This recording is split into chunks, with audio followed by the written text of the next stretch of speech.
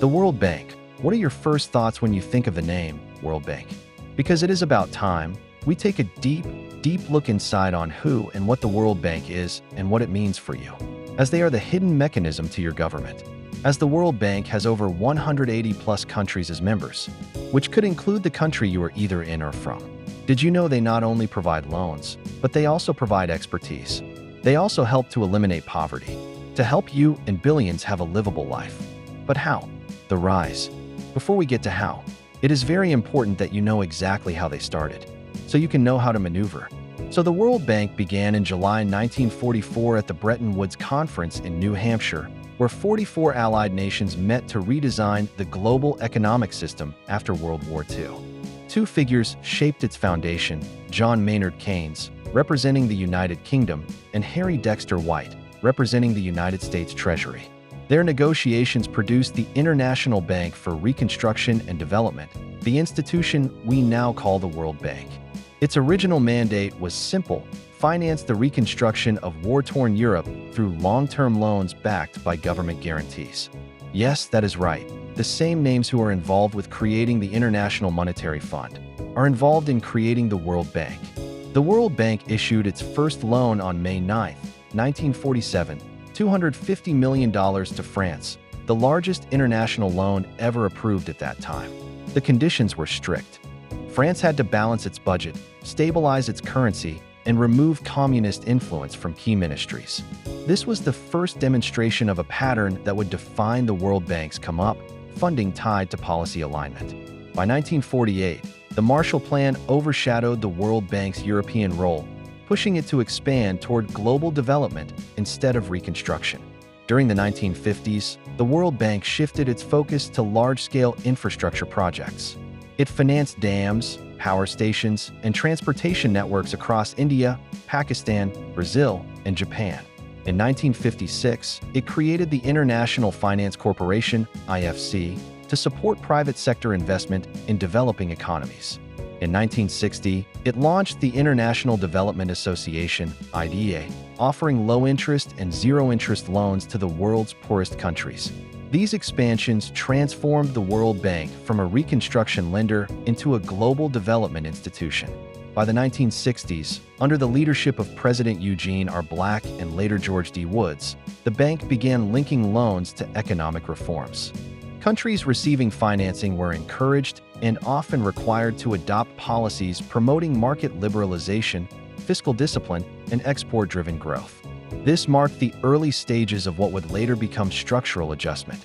The most significant shift came in 1968, when Robert S. McNamara, former U.S. Secretary of Defense, became president of the World Bank. McNamara expanded the World Bank's lending dramatically. Annual commitments grew from $1 billion in 1968 to over $12 billion by 1981. He pushed the World Bank into poverty reduction programs, rural development, education, and health, but he also deepened the World Bank's influence over national policy. Loans increasingly required governments to adopt specific development strategies, collect economic data, and restructure public institutions. The 1973 oil crisis and the resulting global recession accelerated the World Bank's rise. Many developing countries faced soaring debt and declining export revenues. The World Bank stepped in with larger loans, but these loans came with conditions: currency devaluation, reduced government spending, trade liberalization, and privatization of state-owned enterprises. These policies became formalized in the 1980s as structural adjustment programs, SAPs, developed jointly with the International Monetary Fund. SAPs reshaped the economic architecture of dozens of nations across Latin America, Africa, and Asia. By the late 1980s, the World Bank had become a central anchor in global development, influencing how governments designed budgets, managed debt, and structured their economies. Its membership expanded to over 180 countries, and its lending portfolio exceeded $20 billion annually. What began as a reconstruction lender had evolved into a global institution whose financial power, policy conditions, and development models shaped the economic direction of entire nations. So, as you can see, their rise created global financial dependency, influencing many nations to develop, including your country or the country that you are from. By the 1990s, the World Bank faced growing criticism over the social consequences of structural adjustment programs. In response, it introduced the 1996 Heavily Indebted Poor Countries (HIPC) initiative with the International Monetary Fund to reduce unsustainable debt in low-income nations. At the same time, the World Bank shifted toward governance-focused lending, emphasizing anti-corruption measures, institutional reform, and public sector restructuring. Under President James D. Wolfensohn, who took office in 1995, the World Bank launched the Comprehensive Development Framework, arguing that long-term development required strong institutions, transparency, and coordinated national strategies. By the end of the decade, the World Bank was financing projects across more than 100 countries, embedding itself deeper into national policy design and economic planning. In the 2000s and 2010s, the World Bank expanded its focus through poverty reduction strategy papers, climate-resilient development, and large-scale infrastructure financing. Under Presidents Robert Zoellick, 2007 to 2012, and Jim Yong Kim, 2012 to 2019, the World Bank increased its involvement in global health, education, and fragile states, while annual commitments continued to rise. During the COVID-19 era, financing surged past $70 billion as countries sought emergency support. In 2023, Ajay Bunga became president of the World Bank, pushing for expanded lending capacity to address climate change, energy transitions, and global development gaps. Across these decades, the core mechanism remained unchanged, funding tied to policy influence. The World Bank's evolution from a post-war lender to a global economic architect continues to shape national priorities, economic structures, and long-term dependency across more than 189 member countries. With all that said, can you guess the type of challenges they faced? The challenges. Because as you probably know, life and business come with some challenges, and the World Bank is no different. So, as the World Bank expanded its reach, it also faced escalating challenges that exposed the financial, political, and structural limits of its development model. The earliest challenges emerged in the late 1940s and 1950s, when newly independent nations questioned whether an institution created by wartime powers could represent their interests. The World Bank's governance structure, where voting power is tied to financial contributions, meant the United States held the largest share, at over 15% of total voting power, giving it effective veto authority over major decisions. This imbalance created early doubts about neutrality. By the 1960s and 1970s, the World Bank confronted criticism over the financial consequences of its lending conditions. As loans became tied to economic reforms, governments struggled with the tension between accepting capital and maintaining policy autonomy. The 1973 oil crisis intensified this challenge. Developing countries borrowed heavily to manage rising import costs, and by the late 1970s, external debt across low- and middle-income countries exceeded $600 billion. When export revenues collapsed, many nations could not meet repayment obligations, forcing them to rely on World Bank financing under strict conditions. The 1980s debt crisis became the World Bank's most defining challenge. In 1982, Mexico announced it could no longer service its debt, triggering a wave of defaults across Latin America and Africa. The World Bank responded with structural adjustment programs requiring currency devaluation, privatization, and deep cuts to public spending. While intended to stabilize economies, these programs were widely criticized for increasing poverty and reducing access to essential services. By 1989, total developing world external debt surpassed $1.3 trillion, and the World Bank faced global backlash for its role in shaping austerity policies. In the 1990s, the World Bank confronted a legitimacy crisis. Civil society groups argued that its one-size-fits-all reforms ignored local realities. The 1996 Heavily Indebted Poor Countries initiative attempted to address unsustainable debt, offering relief to qualifying nations. Yet critics noted that even debt relief required adherence to strict policy frameworks. Under President James D. Wolfensohn, the World Bank increased its focus on corruption, governance, and institutional reform, but skepticism persisted. The 2000s and 2010s introduced new financial challenges. The 2008 global financial crisis forced the World Bank to expand lending rapidly, with commitments rising to over $58.8 billion in 2009 alone. The rise of China and the creation of the Asian Infrastructure Investment Bank challenged the World Bank's dominance. Meanwhile, climate change, inequality, and fragile states demanded larger financing volumes than the World Bank's capital base could support. By the 2020s, global debt reached historic highs. Between 2022 and 2024, developing countries paid $741 billion more in debt service than they received in new financing, creating a severe development financing gap. When Ajay Banga became president in 2023, he inherited an institution under pressure to expand lending capacity, modernize its financial tools, and respond to climate-driven disasters, all while avoiding the creation of deeper long-term dependency.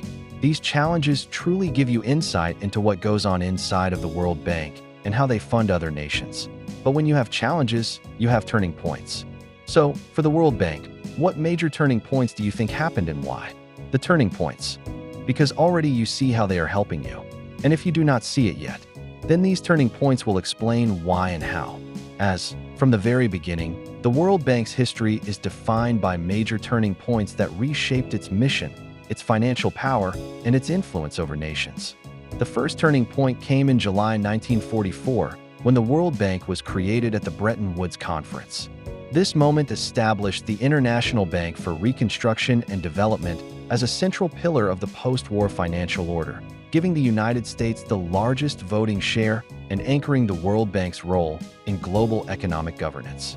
The second major turning point occurred in 1947, when the World Bank issued its first loan, $250 million to France. This loan came with strict conditions, including budget balancing and currency stabilization. It set the precedent that World Bank financing would always be tied to policy influence, a pattern that would define its relationship with borrowing nations for decades. A third turning point emerged in the 1950s and 1960s, when the World Bank expanded beyond reconstruction and into global development. The creation of the International Finance Corporation in 1956, the International Development Association in 1960, and the International Center for Settlement of Investment Disputes in 1965 transformed the World Bank into a multi-institutional development system. These additions allowed the World Bank to lend to both governments and private sectors, deepening its reach into national economies. The fourth turning point came in 1968, when Robert S. McNamara became president of the World Bank. Under his leadership, annual lending grew from $1 billion in 1968 to over $12 billion by 1981. McNamara shifted the World Bank toward poverty reduction programs, rural development, and large-scale social investments while expanding the use of policy-based lending, increasing the bank's influence over national economic strategies. The fifth turning point arrived during the 1980s debt crisis. When countries across Latin America and Africa defaulted, the World Bank and the International Monetary Fund introduced structural adjustment programs. By 1989, developing world external debt exceeded $1.3 trillion, and the World Bank's role in shaping austerity policies became a defining feature of its global identity. A sixth turning point came in the 1990s, when the World Bank faced a legitimacy crisis.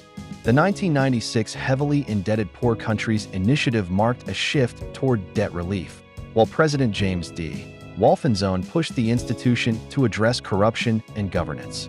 This era reframed the World Bank from lender to reform partner. The seventh turning point emerged in the 2000s and 2010s, when global crises forced the World Bank to expand its mandate. During the 2008 financial crisis, lending surged to $58.8 billion in 2009. The rise of China and the creation of the Asian Infrastructure Investment Bank challenged the World Bank's dominance, pushing it to modernize and diversify its financing tools. When Ajay Banga became president in 2023, he launched efforts to expand the World Bank's lending capacity, mobilize private capital, and redesign climate finance mechanisms. By March 2026, the World Bank was attempting its most ambitious transformation yet, becoming a global development and climate bank, while still navigating the tension between funding nations and influencing them. These turning points reveal exactly how the World Bank became the institution that funds and builds entire nations. This is how and why they are helping you. You are one of many, but strategic plans and steps are necessary to sustain and progress. Therefore, what strategies do you believe the World Bank put in place? The strategies. As you can tell from the root beginning, the World Bank relied on strategic frameworks to expand its influence, shape national policies, and guide global development. The first strategy emerged in July 1944 when the World Bank was created at the Bretton Woods Conference. Its founding strategy was simple but powerful: provide long-term reconstruction loans backed by government guarantees. This allowed the World Bank to position itself as the primary lender for post-war recovery, beginning with its first loan of $250 million to France in 1947, which established the strategic precedent of attaching policy conditions to financing. A second strategy took shape in the 1950s and 1960s, when the World Bank shifted from reconstruction to development. The creation of the International Finance Corporation in 1956, the International Development Association in 1960, and the International Center for Settlement of Investment Disputes in 1965 formed a multi-institutional strategy: lend to governments, support private sectors, and provide legal frameworks for investment. This allowed the World Bank to influence both public and private development pathways, expanding its reach into national economies. A third strategy emerged in 1968 when Robert S. McNamara became president of the World Bank. McNamara introduced a data-driven development strategy requiring countries to collect economic indicators and adopt targeted poverty reduction programs. Under his leadership, annual lending increased from $1 billion in 1968 to over $12 billion by 1981. This strategy tied financing to measurable reforms, giving the World Bank deeper influence over national planning. The fourth pivotal strategy appeared during the 1980s debt crisis, when the World Bank and the International Monetary Fund introduced structural adjustment programs. These programs required currency devaluation, privatization, and fiscal austerity in exchange for loans. By 1989, developing world external debt exceeded $1.3 trillion, and structural adjustment became the World Bank's dominant strategy for stabilizing economies and shaping them.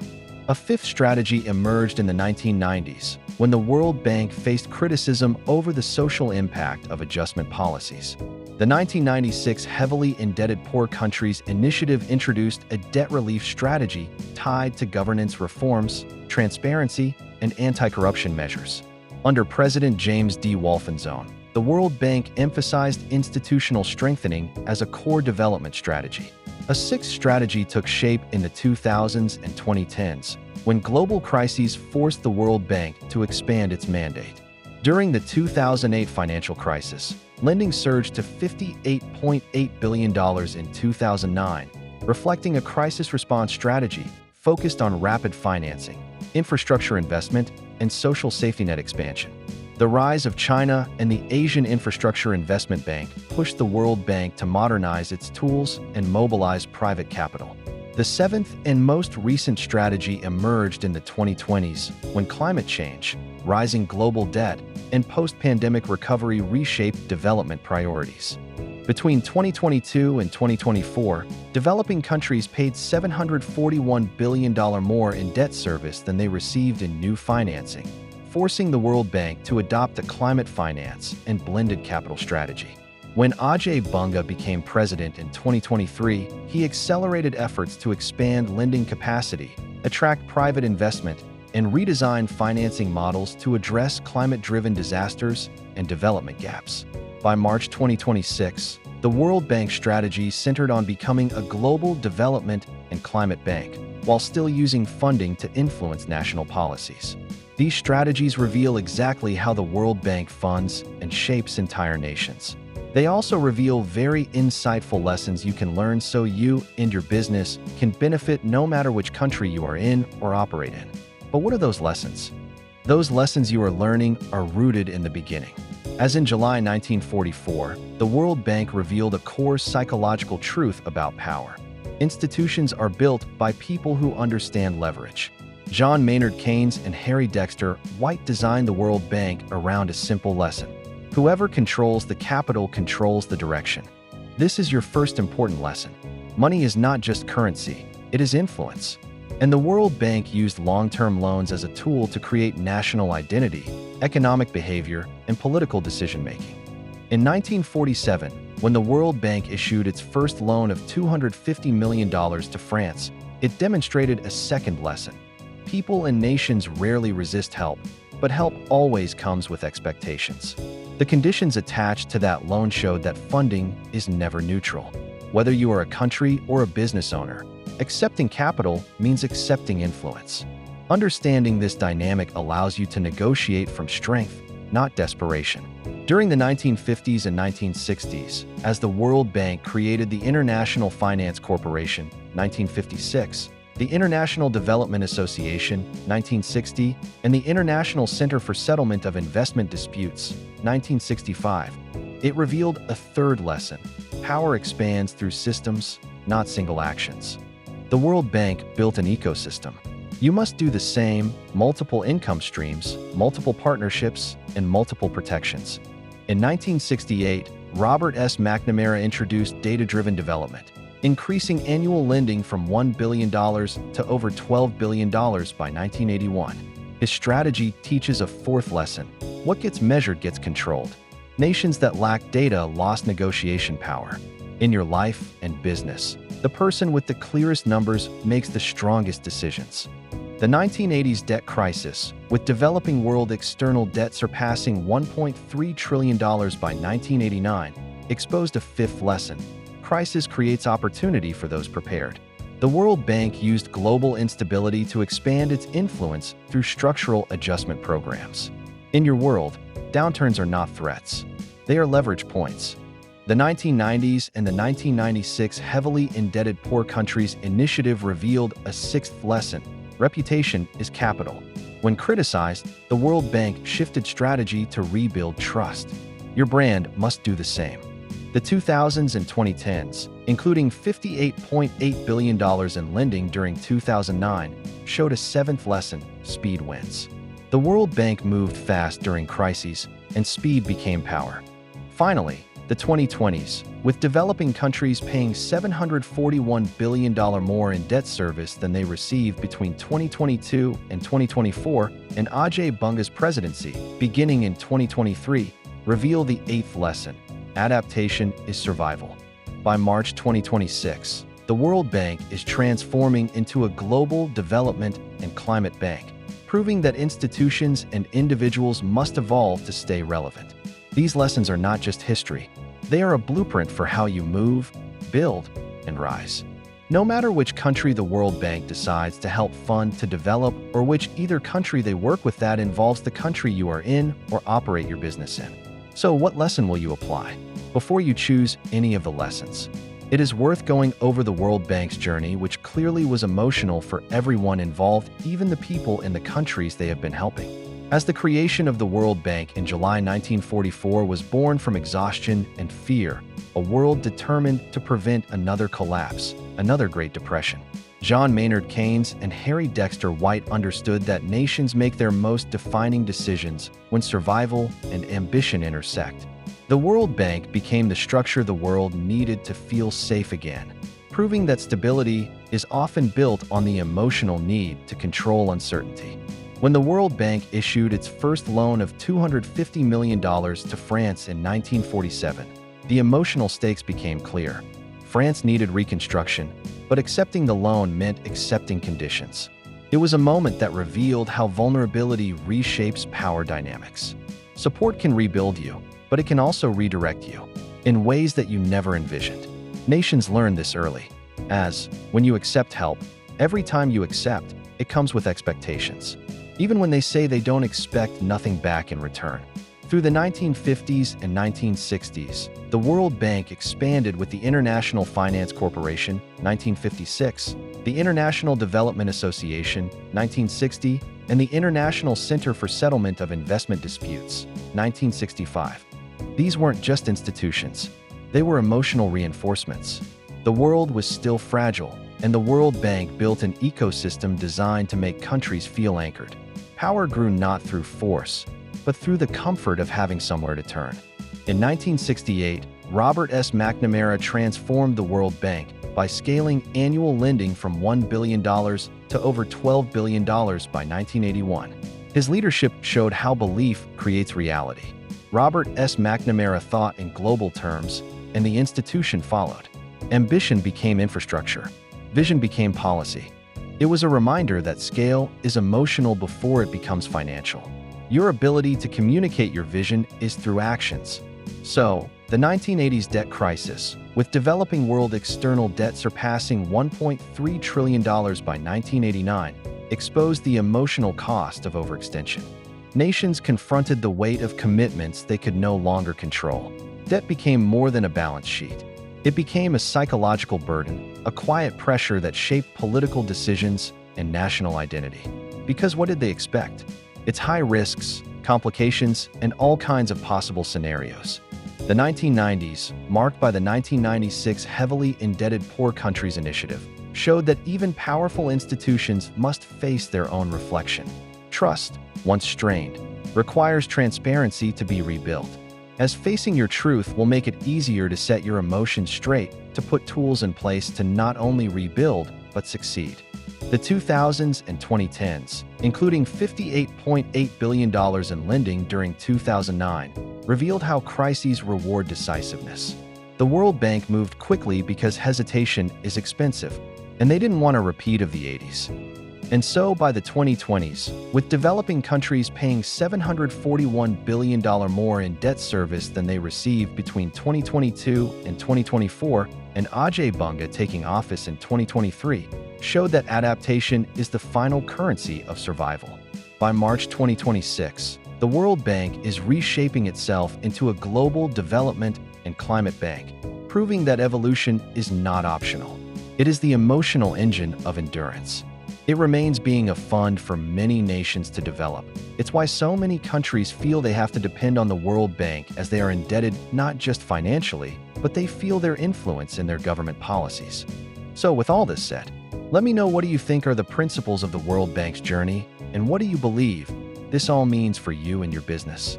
The principle, what it means for you and your business, is when you study the World Bank from July 1944 to March 2026, one principle rises above every policy, every crisis, every reform, and every presidency. Power belongs to the entity that uses money to shape direction, behavior, and long-term identity. And this principle is not just about nations. It is about you and your business. The World Bank was created at the Bretton Woods Conference by John Maynard Keynes and Harry Dexter White because the world needed stability after the Great Depression and World War II. But beneath the surface, the real principle was already forming: capital as guidance.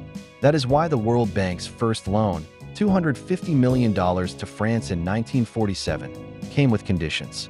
Not to punish France, but to set the precedent that funding is influence. In business, the same rule applies. Whoever funds your growth paths your direction.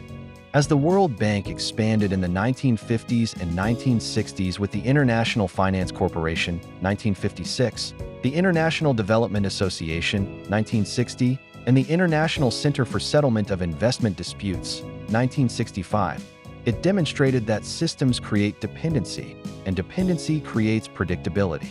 The World Bank built an ecosystem that nations would return to repeatedly. For you, this means building systems around your business that make clients return because your structure becomes part of their stability. When Robert S. McNamara scaled annual lending from $1 billion in 1968 to over $12 billion by 1981, he proved that vision backed by capital becomes reality. The World Bank grew because it believed in operating at scale before the world believed it was ready. Your business will grow the same way when your internal vision becomes bigger than your external environment. The 1980s debt crisis, with developing world external debt surpassing $1.3 trillion by 1989, revealed the other side of the principle. Debt is leverage, and leverage shapes decisions. Nations learned that financial commitments influence political choices. In your world, the commitments you make, financial, emotional, strategic, and determine your trajectory. The 1990s, marked by the 1996 Heavily Indebted Poor Countries Initiative, showed that even powerful institutions must adjust their principle when trust is strained. Transparency became a strategic asset. For you, transparency builds loyalty, and loyalty builds longevity.